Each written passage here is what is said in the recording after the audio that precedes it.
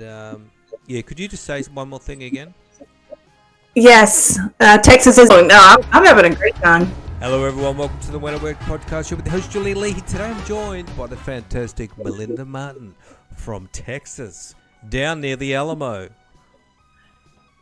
One thing Howdy. I know about the Alamo, there's no basement in the Alamo. I found that out.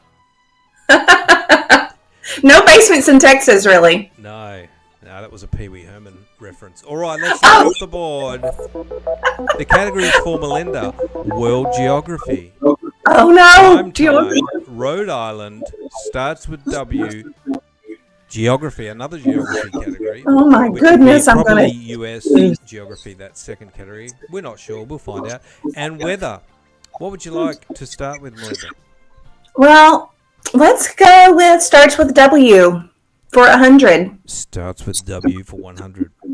In professional boxing, it's the classification of a boxer whose weight is 136 to 147 pounds. And it starts with W. What is welter? Welterweight is correct. Well done. I love a good pugilism. Yeah, I love a bit of boxing. What would you like next? Let's keep going. Starts with W for 200. Starts with W200. Warp, weft, and woof are three terms used in this process. Starts with a W. It's a process. Warp, weft, and woof. No idea what that's all about. Oh, maybe I do. Warp has got me thinking something. What do you reckon, Melinda? The only thing I can think of starts with W is welding. That's a good answer. I think woodwork just because of the warp, but it could very well be welding. It is actually too small for me to read. It is weaving. Oh, yes, that makes sense. Yes. Sense, like basket weaving. Yes. Would you like, Melinda? Let's keep going. Starts with W300. While skiers think snow, river rafters think this.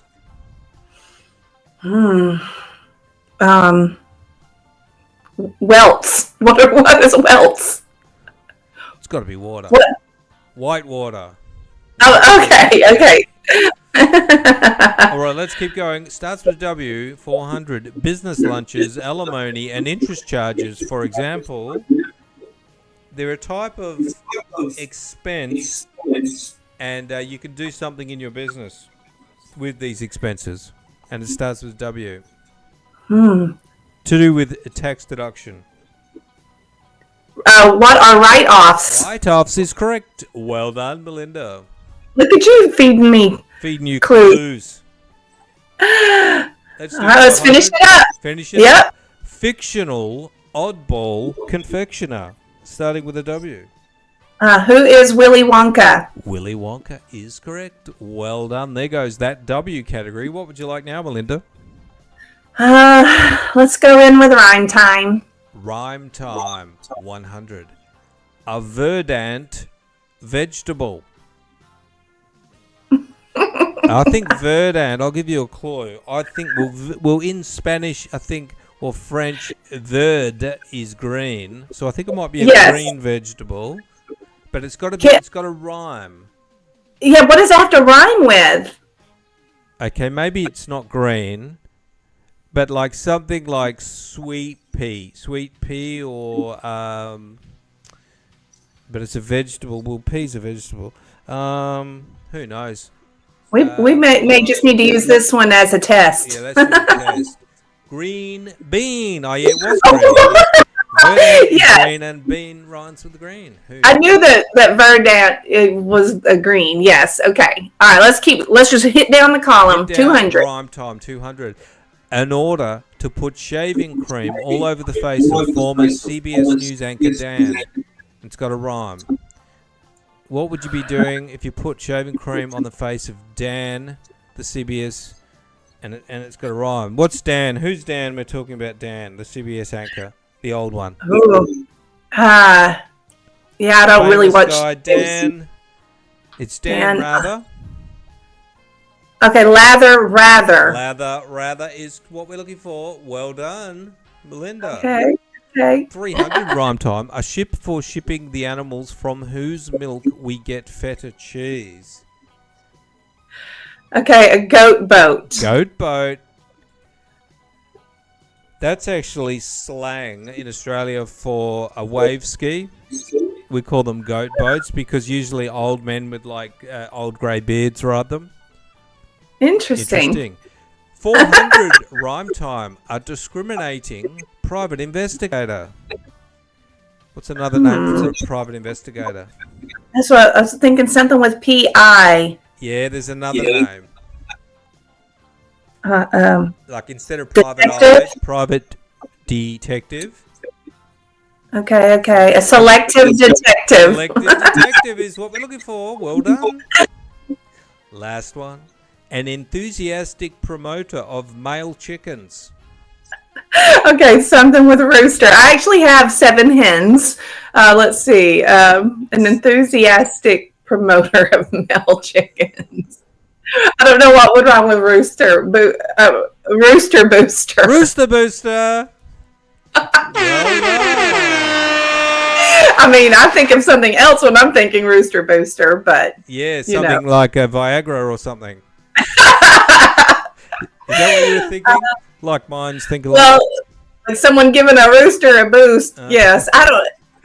What would you like next, Melinda? Let's go with weather for 100. Weather for 100. Airplanes can trigger bolts of this when traveling through electrified clouds. Lightning? It's got to be lightning, and it is. Well done. Don't really know much about weather. Okay. Weather 200. Let's do.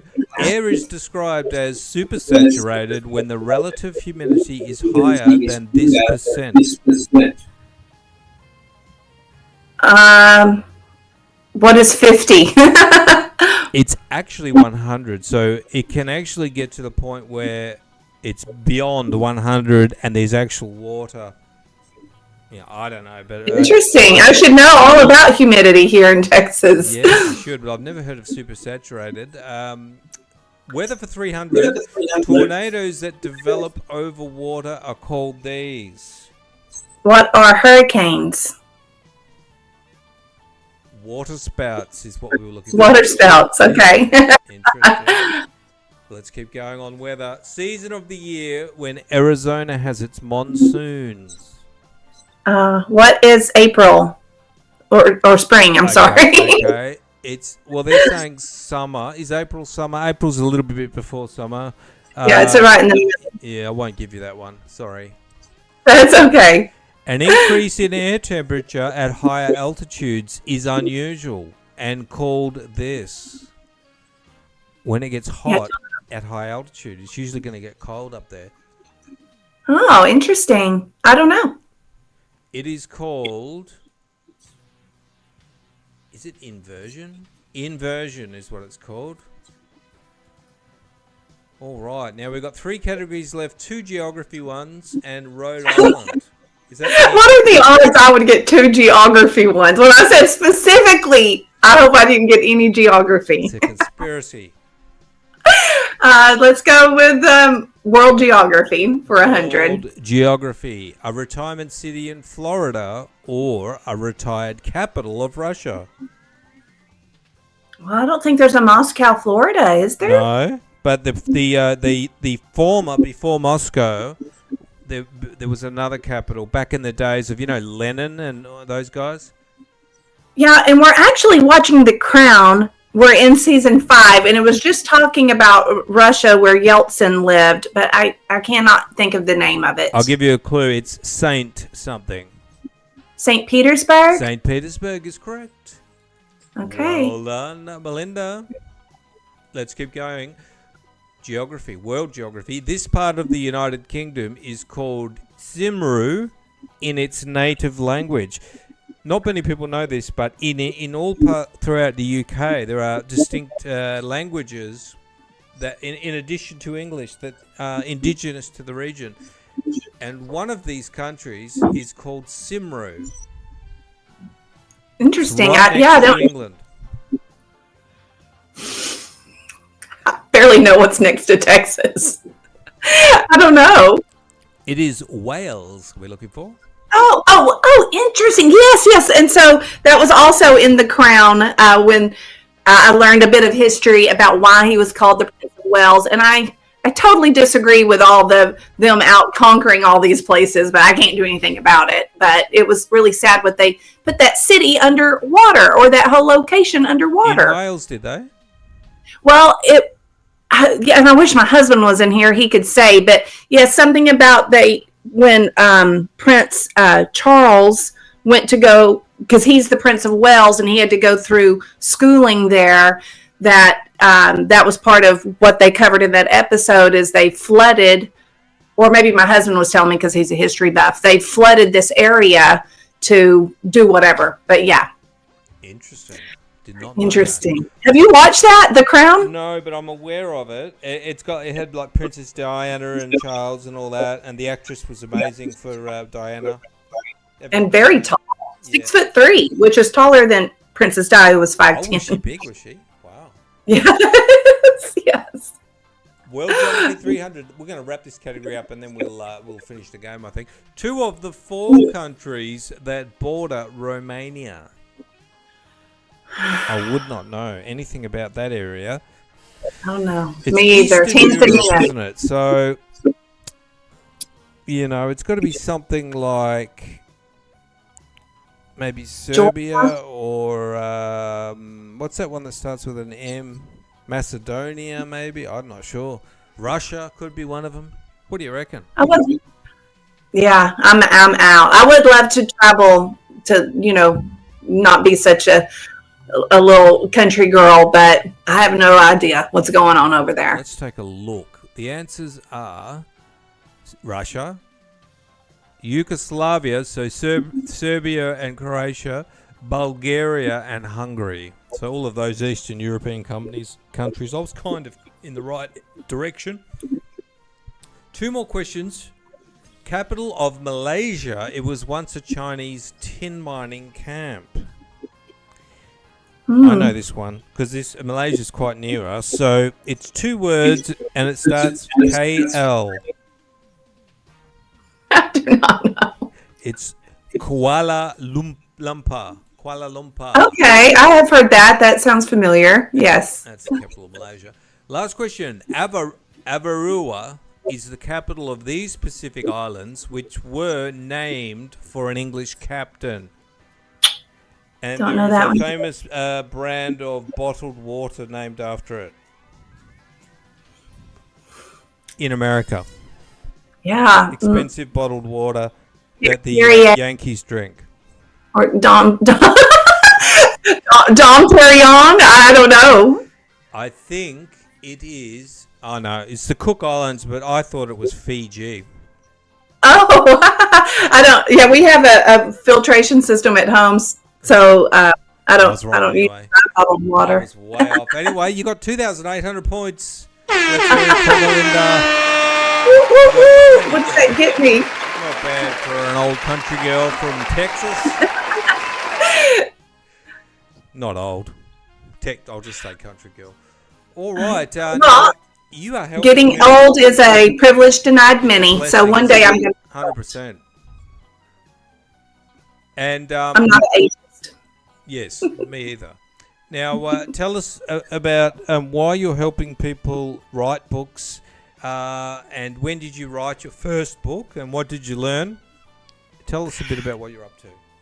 Yes. So it's always interesting when I tell people what I do, that they do think I write and I have my own books, but what I do is I'm not necessarily involved in the core foundational writing process myself, but I connect authors I facilitate the publishing process. And as a part of that, I connect the author with the editor that they need for their project, because there's different types of editings, although all manuscripts should go through what's called a developmental edit. Now, I will do manuscript reviews before I ever send it to the developmental editor, so that I can help the author get it even more ready to get the most bang for their buck with the developmental editor. And I myself have not written any books, but I have helped close to 1,000 authors publish their books. Yes, it's a very specific skill, getting a book ready, and often what we write needs a lot of work. And what do you find is the problem that the mistake that people make when they write their book? Not a mistake, but what's it missing that requires editing?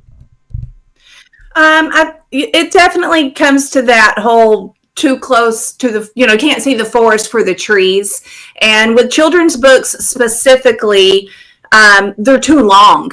Like a lot of the manuscripts that I get are 1,500 words, and a fiction picture book should be as close to 600 words as possible. It can be a little over 600 words. It can even be under 600 words. There's some really great books out there that are only 300 words, 350 words. But writing, picture books are like a short story, sometimes even a micro story, depending on how you do it. And that is the hardest thing for people to do, is really perfect their craft, to hone their craft, and to say less, and to allow the artist to add in what the artist wants to add for the visual impact, to marry the words for a picture book. And that was a long explanation to say less. Yeah, say less. It's kind of like you got to boil it down and just get the true meaning in few words, which is a real skill. And sometimes I hear people talking, and I think you could probably use 5 sentences to tell me what you just used a whole page to tell me. And yes. And I'm here. I'm looking for the book. Keep talking. Let's have a look. What have you got? I was trying to find one of which it's not a book I've done, but I keep other people's work around me. It doesn't always have to be a work I've done. But do you know that's Olivia the pig? Yes. But kids? Yeah. I got 3 boys. Okay. Well, oh, you know what? Actually, I can use one of my books I've done. So this is The Odd Dog. I don't know. I'm going to try to get down in that little square down there. And so The Odd Dog is about a rescue dog. And his owners, he's getting all this trouble in the house. He's climbing on the table. He's got a lot of energy. And so, but on this page here, it says, luckily for me, Mom and Dad loved me for who I was. Dad found a park, and then you open it. This is called a double gatefold.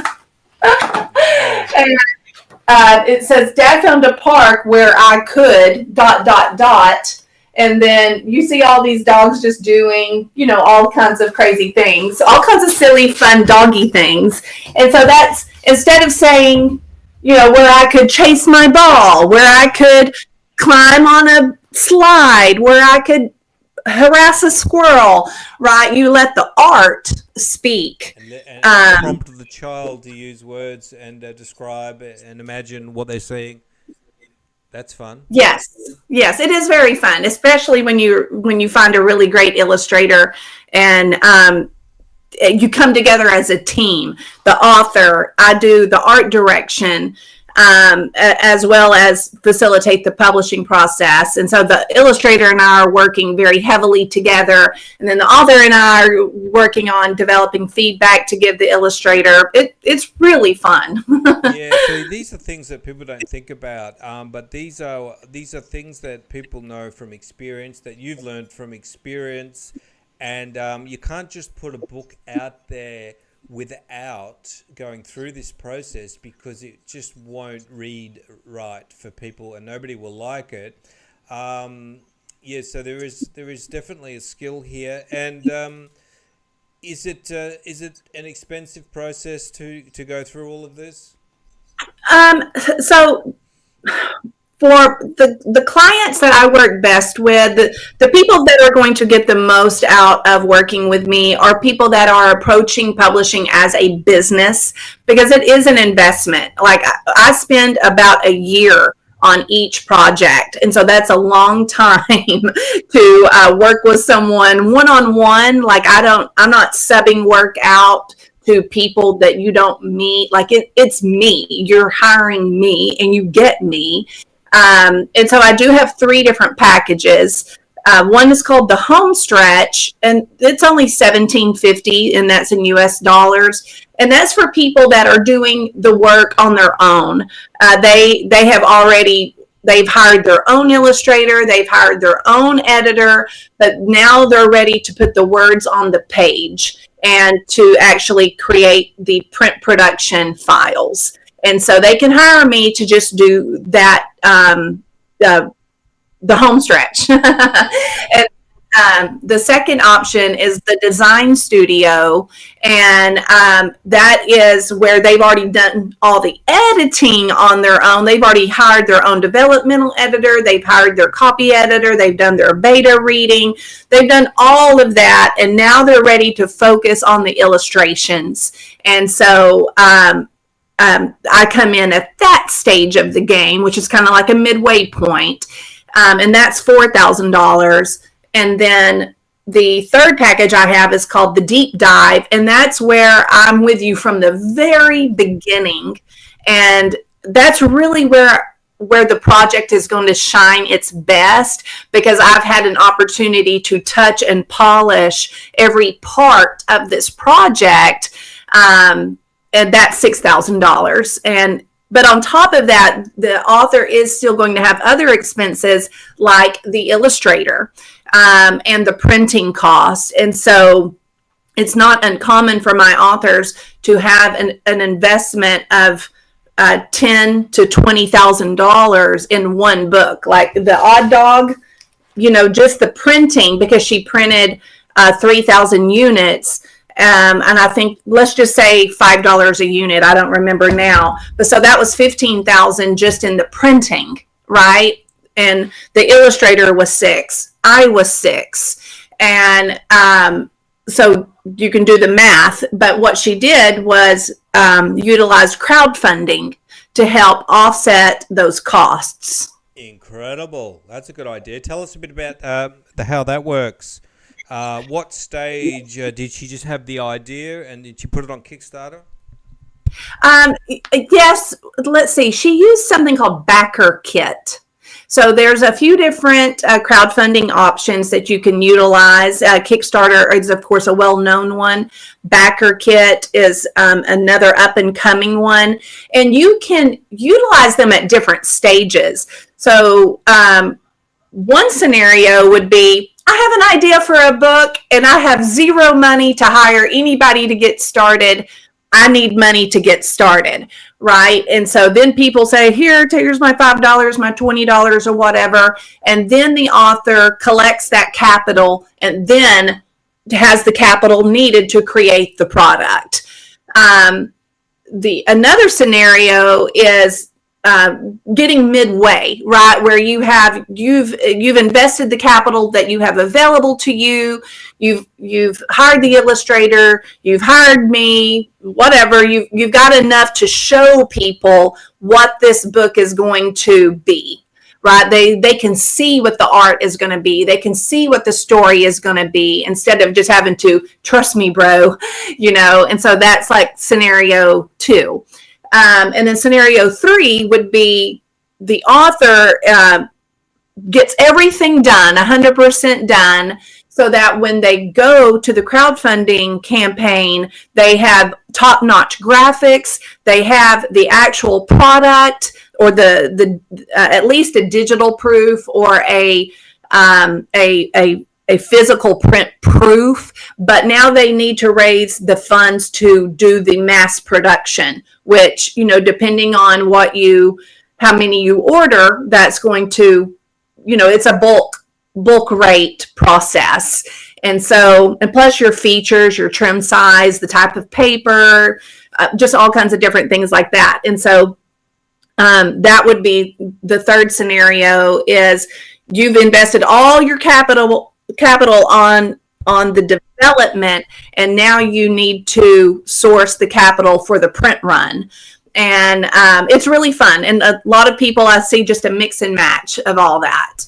Yeah, that's awesome, and especially because you've broken down the stages as you're going into the Kickstarter, so that people can see, okay, look, we're just doing the illustrations at this point, and then the person can come back and say, look, now we need to edit the text or whatever, and you can see each stage of what you're investing in. What does the backer get out of it? Do they just get a copy of the book, or? You can set up all types of different rewards. Like you can say, for this amount, you get one book. For this amount, you get 3 books. If we hit this level, like, because, you have like the bonus levels, like, okay, we hit our goal. We hit our $10,000 goal. Now we're going for a stretch goal.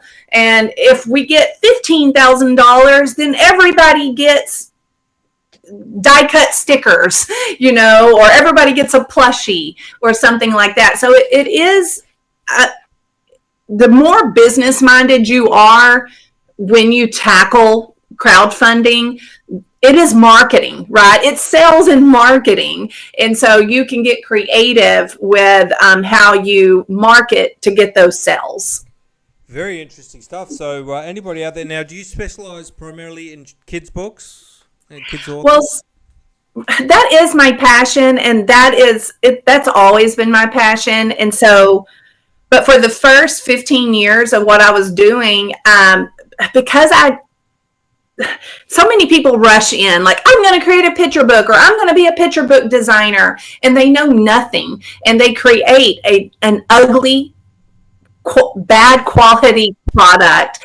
And I just think that's so unfair to the kids. So instead of me rushing in and saying, I'm a picture book designer, I respect it as an art form. And I spent many years learning how to do it correctly and to traditional publishing standards before I ever really stepped out and said, I'm a picture book designer. So what I did for the first 15 years was a lot of fiction and nonfiction books. So I've done a lot of business books, cookbooks, horror novels, memoirs, like all these books behind me. These are all books I've designed. So with the exception of my reference, I've got 5 reference books under that Pantone box, but everything, any other book you see is my work. You know what I like about what you said, Melinda, is that you care about the product and if the child will like it. That's why it's important to make a good product. And the plus side of that is that kids, they know what's good, and if it's good, they will love it, and they will say, oh, I want to read Odd Dog. And then everyone will talk about it, and then the teachers will buy it, and, but you can't just dish up anything to kids, can you? No, you can't. And I want to show you one of my favorite things I love to do, because everything is a canvas, right? And anyway, so you have your dust jacket cover here, but then when you take the dust jacket off, it's a whole nother canvas. And so you have the option, like, to just keep being creative, and like a little surprise to the kid or the person removing it. And so I love, it brings a smile to the face. And that's what I really love, is just being able to bring a smile to the face of kids. Awesome. Do you want to hold that up again, the jacket? Yeah. Okay, so this is Professor Nincompoop. And then here is here's the back of Professor Nincompoop, where we have the reviews. But here is the that's beautiful. It reminds me of Rick and Morty, the cartoon. yes. Ben Askew was the illustrator for this, and he has a really great style. Yeah. Like the camera's in reverse, so I'm going opposite way. But we had a great time. This author, Jimmy V, he actually, we're working on book number 6 together. And so he is doing publishing as a business, right? He's not just, I self-published a book one time for fun. No, he's a business-minded individual, and he is managing his expenses and doing his marketing so that he can make a profit from this, but he's not going to do it in year one because it's a long game. When anything you do correctly is usually a long game. Yeah, there's a lot of great advice there. So if you want to talk to somebody who's got a lot of experience in helping people get books and ideas into products in terms of a book, have a chat to Melinda. And Melinda, I've got your details in the show notes. So it's Melinda Martin, and Melinda's website is melindamartin.me. And she's also, I've got her Facebook in there as well. Thank you very much for sharing that, Melinda. Thank you, Justin. Julian. Thank you, Melissa. I know you were calling me Melissa. Yes. But I didn't mean to at that time. I get called Justin a lot. And I got a sister called Justine, funnily enough. Oh, really? I was looking right at your name, too, and still called you Justin. It was just... You got through all of it. One little slip up is nothing. Thanks a lot, Melinda. That was really interesting. And thanks for everyone for listening and watching. I'm going to wrap things up. See you next time. Ciao.